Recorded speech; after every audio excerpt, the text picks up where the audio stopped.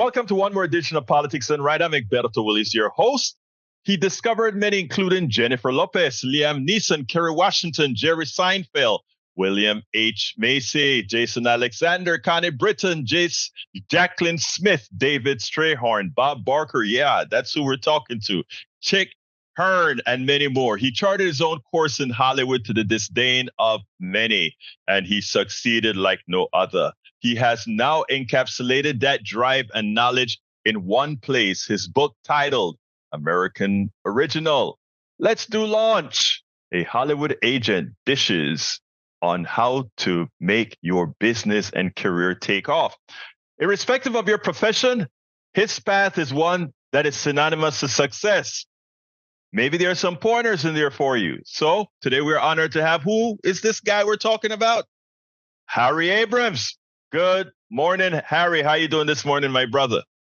I'm doing terrific. Good to talk to you, Egberto. Well, you know, when I heard about what you came up with, let me tell you the Karen that I got. It said, "Meet legendary Hollywood agent Harry Abrams, an American original." So I tell you what. First of all, tell us a little bit about who you are. Well, I'm living here in Los Angeles, although I spent 20 years of my career in New York City. I was born here. I was born in Kansas City, Missouri. My folks came west when I was a couple of years old, so I'm really a California native. I went to school here in LA. Ended up at UCLA. I was a pre-med student for 2 years, and then an unusual thing occurred that caused me to change my major from pre-med to business. I've always been intrigued with the entertainment industry. I actually came close to going to work at 20th Century Fox for the famous man who founded 20th Century Fox, Spiros Skouras, but that's a story, another story, if we want to get into that. I always wanted to get in the entertainment industry, but I didn't. I had no connections. I come from a very poor family. I have my mother and father are gone now, but I have three sisters. Two of them are gone. I've still got one who's still with us, and they were very poor. My mom and dad, and I had to do things all on my own. I had to start from scratch, and I started.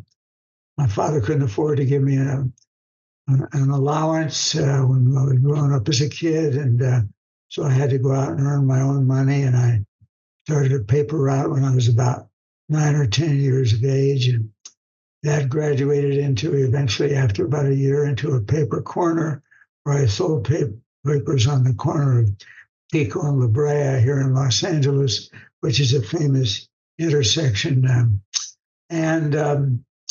I wanted to get in the entertainment industry. I had no contacts, but I had learned how to write a letter of inquiry about looking for a job. When I graduated from UCLA, I went into the military. I was a ROTC, so I was a commissioned officer in the military for the Medical Service Corps, stationed in San Antonio, Texas, at Fort Sam Houston. I spent 6 months in the active duty, and then 7.5 years of reserve.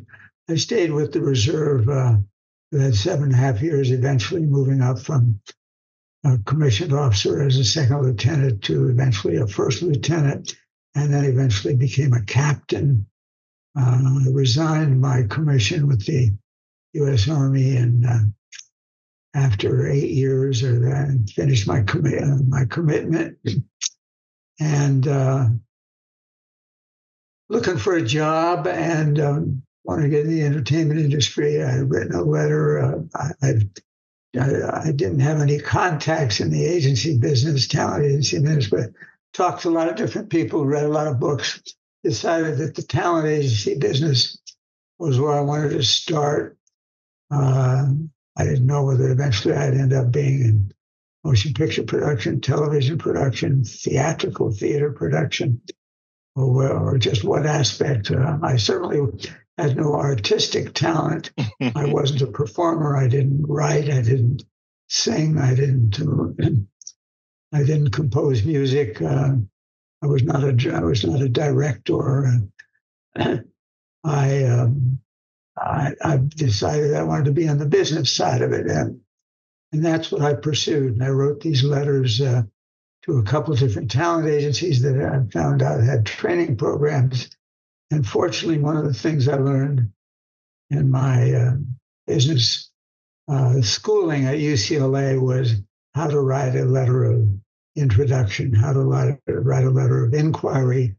And I was able to get interviews with the two talent agencies, both of which had training programs. And I started working at MCA. I was paid $40 a week. Oh. I left a job in Richmond, Indiana, where I was working for a power lawnmower company while I was waiting for my name to rise to the top of the list at these two talent agencies. Because once you had an interview with them, if you were fortunate enough to get an interview, you had to then wait till your name rose to the top of the list. There were a lot of people ahead of you, and it took about a year, maybe almost a year and a half, for a name to rise to the top of the list. And finally, I got the call from William Morris agency. It was the first agency that called me. And I had, during my interview process that I had with William Morris, my interview process with MCA, I met with, not only met the human resources director, although they called them personnel directors in those days. I also had to meet with several of the agents in the different departments to see whether they would approve me to enter their training program. That training program started paid at $40 a week. And I was working in Richmond, Indiana for this power lawnmower company while I was waiting for my name to rise to the top of the list. And it was about a year and a half, or maybe a little under a year and a half. I got the call to come to work, and I was then making $125 a week in Richmond, Indiana. And the owner of the company, I told him I was going to leave and go back to Los Angeles. He was very upset with me. He flew in from New York. That's where he was based, and took me to dinner and offered to raise my pay, double my pay to $250 a week.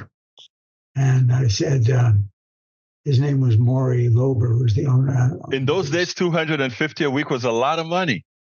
It was a tremendous amount of money. Yeah. And I quit that. I'm sure he had second questions about my intelligence. And I said I was leaving job, $250 a week to go to work for $40 a week. But my heart was set on the entertainment industry, and so that's what happened. I can go on and on and on for a couple of hours here, Egberto. No, but let me just ask you this, because now in those days, that's how it worked, right? You threw yourself. They had a training program. They selected whether they thought you could do good in that training program.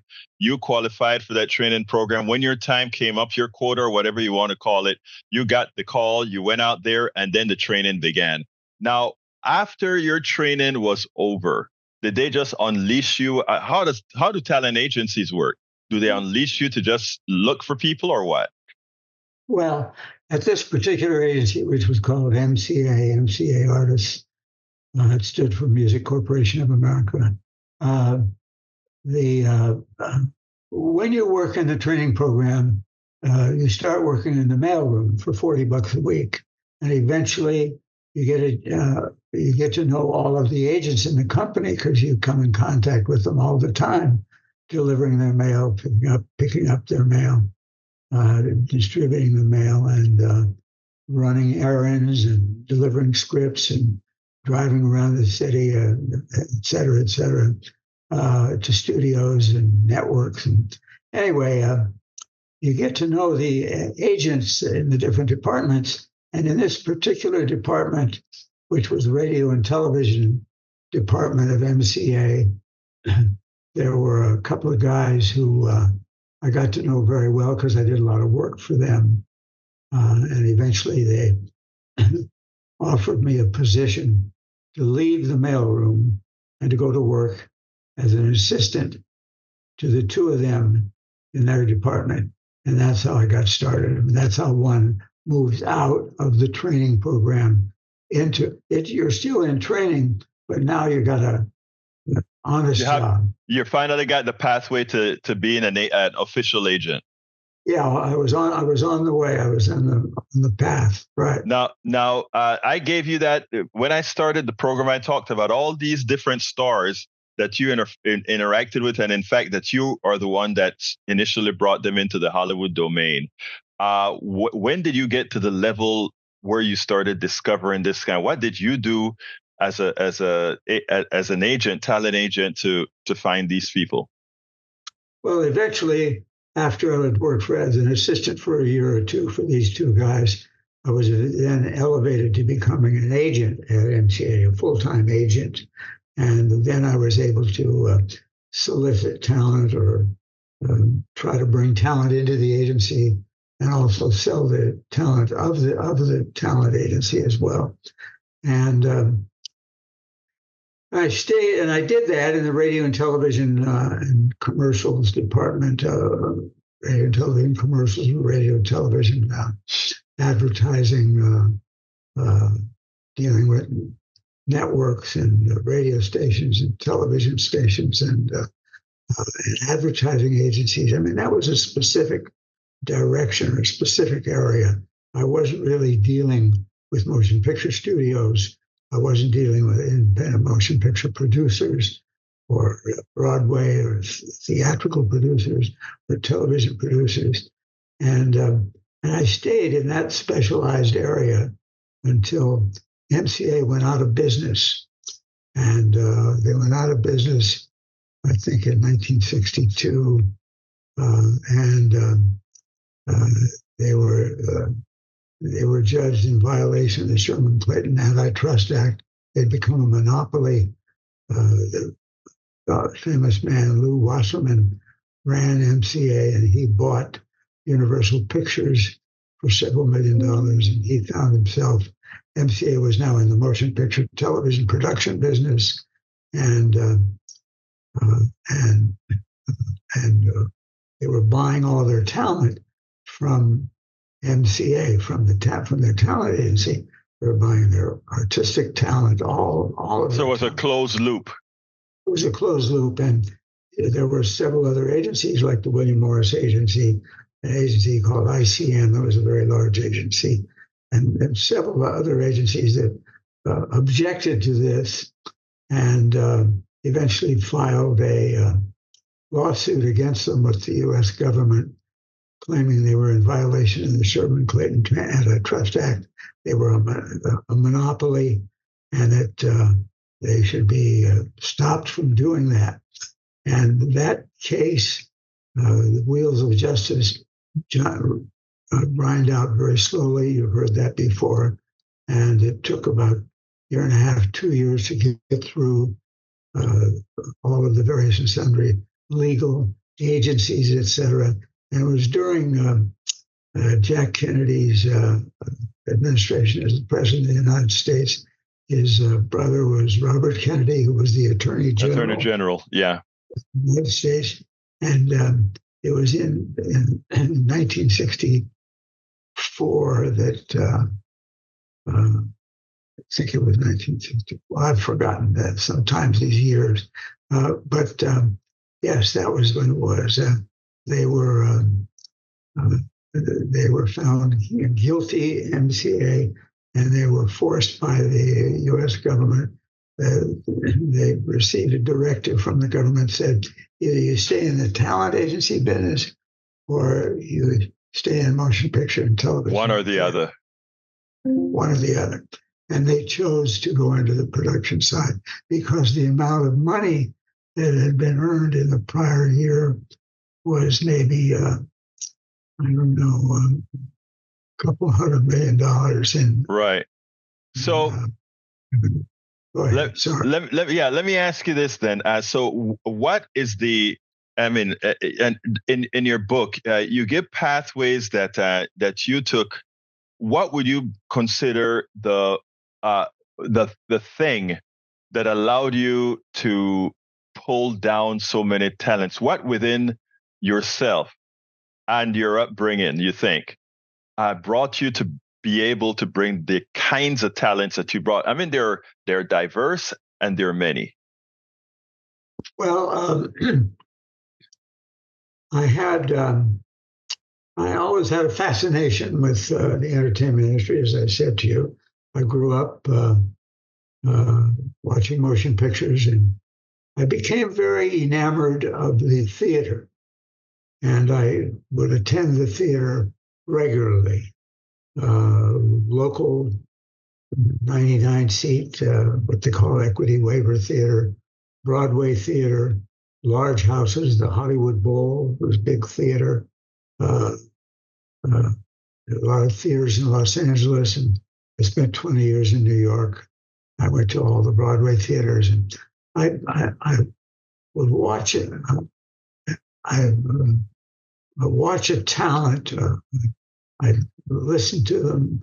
I'd watch them up on stage, and in my opinion, I felt they had a talent, or their artistry was of such a nature that I wanted to represent them. Well, 99% of them were already represented. So I had to find those talents that were not represented, that were not necessarily beginners, but didn't have satisfactory talent agency representation. And I'd approach them. I'd go and talk to them about the representation. And that's how it was my own taste, I think, that led me to them. Plus, I'd also worked in the theater when I was a child. My mother had me work in the theater for a while. She thought maybe I'd become a motion picture actor or whatever. But, so I always had an interest in working in the entertainment industry. So Well, I hope that answered your question. no, of course. I mean, you're saying that it is your own taste that you looked when you saw these people. You actually looked at the things that you thought entertained you, and you thought, well, if it entertains me, it likely would quite a few others. And yeah, if the list of people that you represent, that says it all. You said it is said that your book is filled with stories about your entertainment pursuits.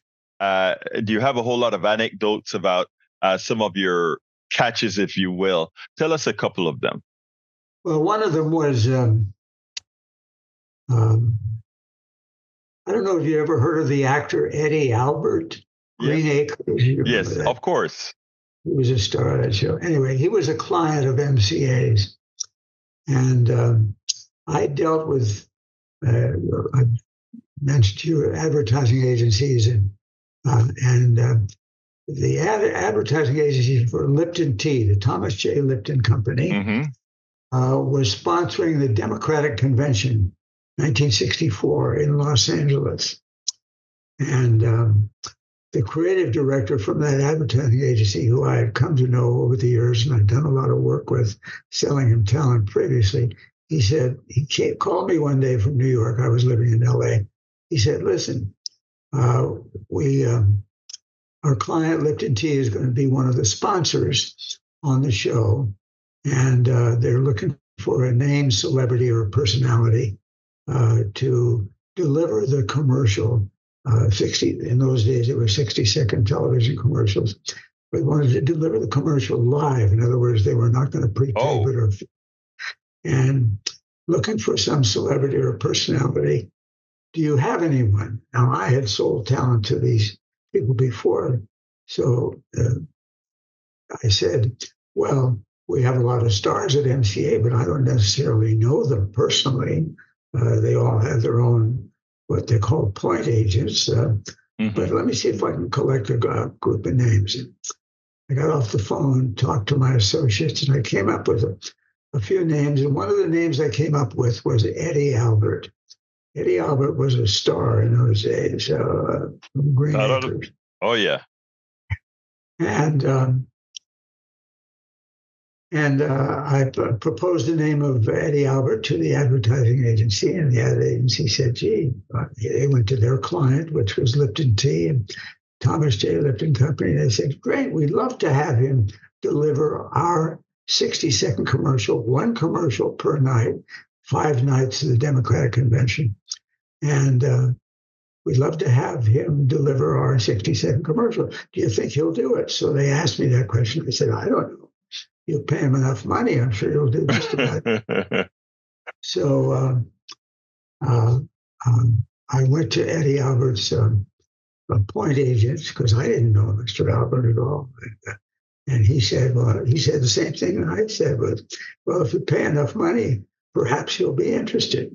So I ended up getting a 6-figure offer, which was pretty substantial in those days. It was all he had to do was one 60-second commercial live, 5 days. 5 days, yeah. And in the 60s, he got a 6 figures for that. Wow. I was a good negotiator. I guess you were. I guess so what happened was we made Eddie Albert had never done commercials before, and he said, well, it's kind of interesting. Pay 6 figures. Why the hell not? And so I went the first night to the where they were doing this, the Los Angeles Convention Center, where they had the Democratic Convention. I went there to be with him, to give him support, to let him know I was interested. And there was someone from his side of the fence there, where everyone else was on the other side of the fence. So he delivered the 60-second television commercial live in front of several million people around, not only around the whole States, country, yeah. Not in the country, but around the globe. And I thought he did a great job. I went home that night. I get a telephone call at 11:30 at night. Harry, this is Eddie Albert. Yes, Mr. Albert, what can I do for you? He said, I hated every minute that I did that thing. I hated it. Like it was like poison. I don't really want to continue. I can't do it.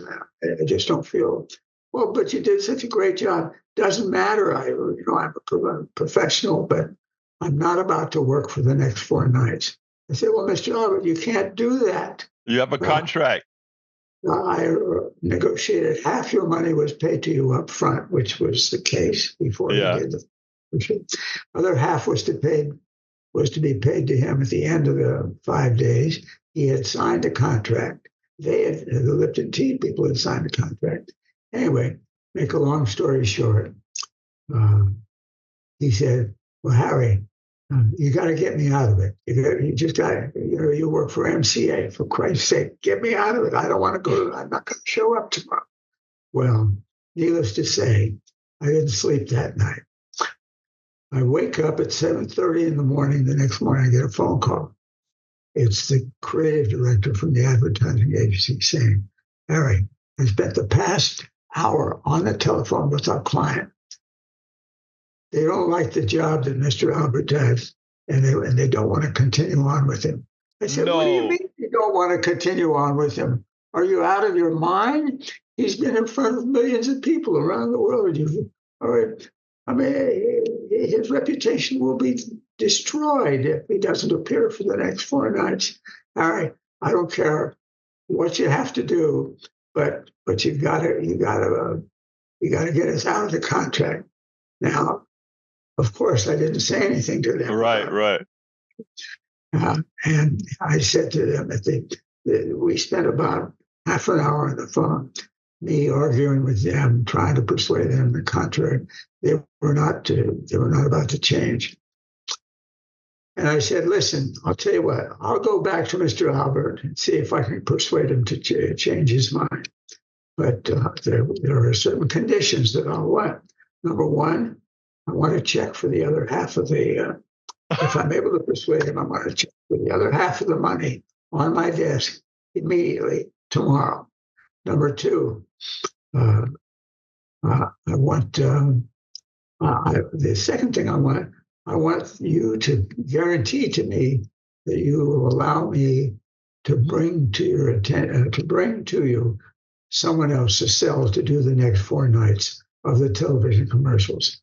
And the creative director in New York said to me, Harry, anything you want, just get us out of the contract. This is 100% correct. And what happened was, obviously, I went to Mr. Albert and told him I was successful in getting him out of the contract. And besides that, I'm going to get you the other half of your money. You're going to have that tomorrow. He called me Harry Houdini. Yeah, that is Harry Houdini, all right. That is so. I mean, so that gave you that also taught you how to, I guess, play some poker.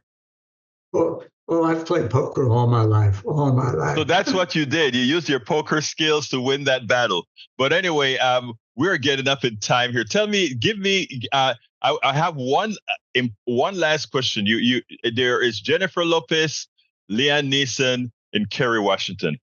What was your technique to get 3 people so different under your agency?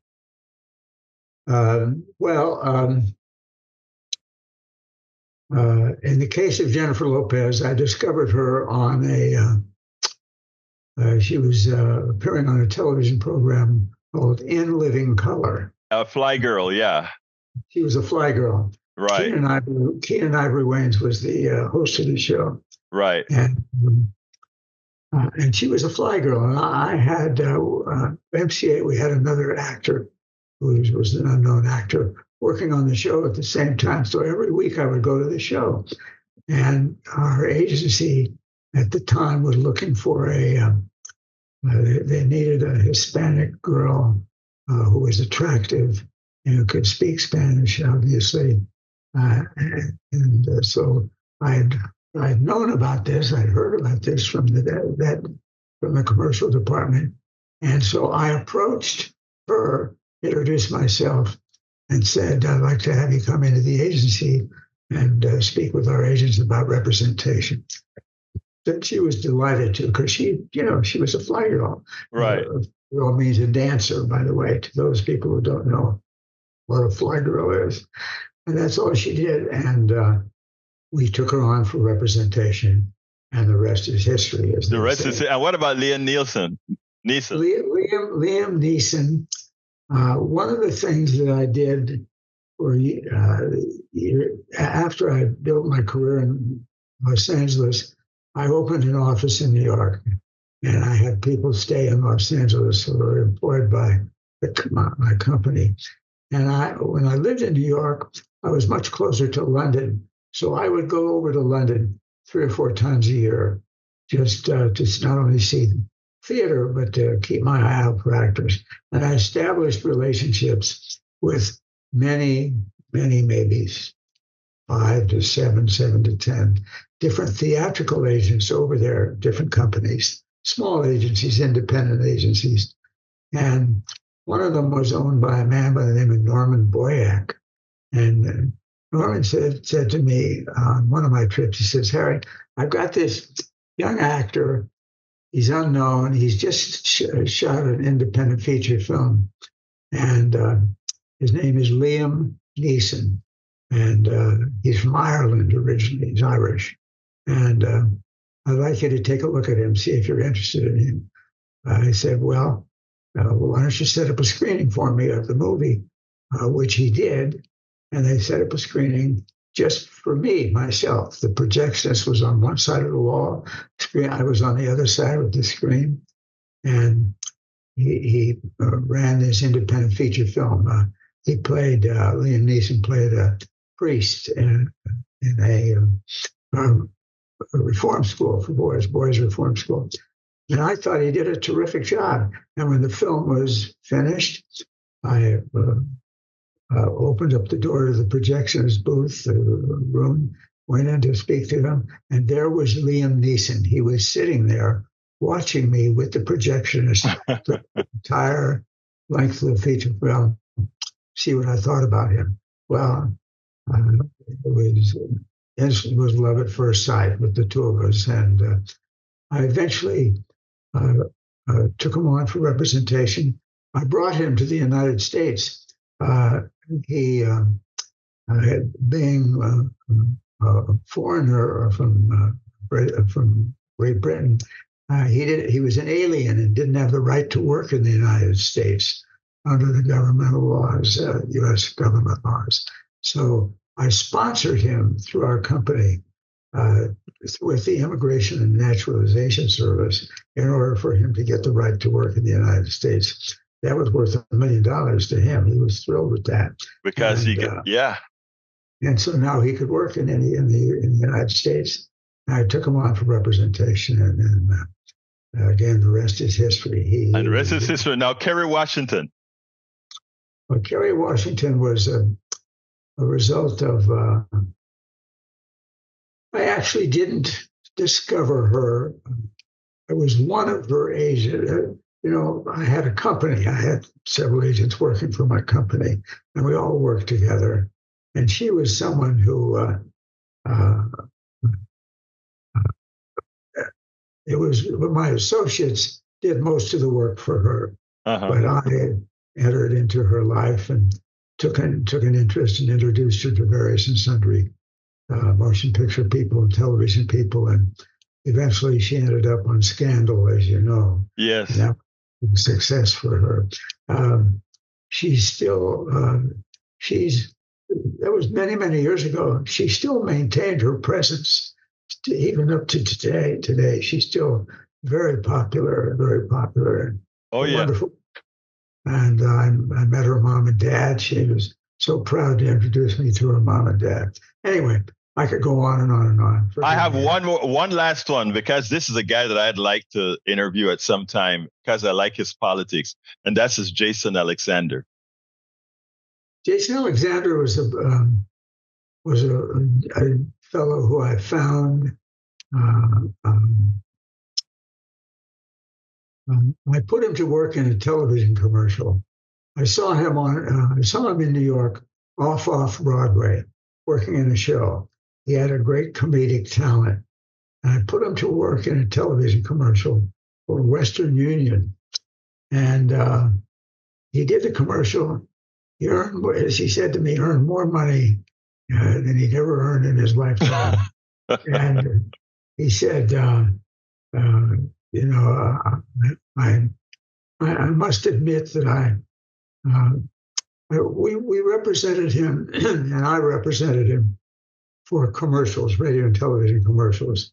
I did not represent him for his work in motion pictures and television and theater. He had a different agency for that. That's common in the business. You can have agents for different specialized areas of the business. But he and I became good friends. We are still good friends to this day. He's made more money in commercials than he's ever made in his life. And if you were to call him today and say, Harry Abrams? He says, Harry Abrams, my God Almighty, he's my savior. Anyway. Well, look, we got to close this up. So let me ask you to do me one favor. Why, tell folks what you believe they can get out of, let me get the right name. Let's do Launch, not lunch. Let's do Launch, a Hollywood agent dishes on how to make your business a career takeoff. What can somebody learn from that book? Well, that book is the inspiration for that book. I'm glad you asked that question. Was in my career and as I worked professionally over the years, I would encounter various and sundry people who had gone on, graduated from college, maybe even had a master's degree in business, and went on to a particular career path. Common in this area were lawyers, attorneys, and they would find that after and not only attorneys, but professional people, after a year or two or three of doing what they're doing, they had came to the conclusion they had not chosen the right career path, and they were still young, and they wanted to change their career direction as to what they were going to do for the rest of their life. And many of these, I would encounter these people regularly, and many of them were interested in the entertainment industry, but they had no particular artistic talent. They weren't an actor, a performer, or a director, or a writer, but they wanted to be involved from a business standpoint. And I introduced them with this book to the business of artist representation of the entertainment industry, which is an unusual profession. One doesn't meet many talent agents as they walk through life. And so that was the inspiration for putting that book together. That was one of the major inspiration. But the other inspiration, of course, is how to launch an acting career as well. And as one reads through these pages, a couple hundred pages, you learn, if you want to change your career path and want to get in the entertainment industry and artist representation, it would be something attractive to you. That's one thing you'll learn from the book. Each chapter carries a wonderful story, wonderful guidance and direction to plan a career. And the other is for an actor or an actress, what they have to do in order to get themselves seen, heard, become a star, et cetera, et cetera. Well, let me tell you, Harry, that is something we can probably promote, not even as you've written it, for people who may want to get in the business side of entertainment or be actors themselves. The idea, one of the first things you mentioned, was that if you think you've chosen a career that you didn't really think was right for you, there are options for you to move on. Never stay stuck to where you don't want to be. There are options, as you did yourself, moving from Indiana to LA and becoming the success that you've become. I want to thank you so kindly, Harry, for giving us this time, giving us a little bit of your story, which I find quite intriguing. And thank you so kindly for having been on Politics Done Right. Oh, it's my pleasure. Thank you, Egberto. Nice to meet you. I enjoyed it immensely. Have a great day. We spend a lot of time deconstructing the news, trying to parse it into a form that everybody can understand. We try to find those little nitpicks where it flies above the fray, etc. If you really like these videos that we do, I want to ask a big favor. Please go ahead, number one, subscribe to our channel, and number two, please join if you can. Thank you so kindly for watching. Keep watching. Please remember to share. We must populate the entire internet with our progressive message, a message that we know is what most Americans say that they want. So help us, please join.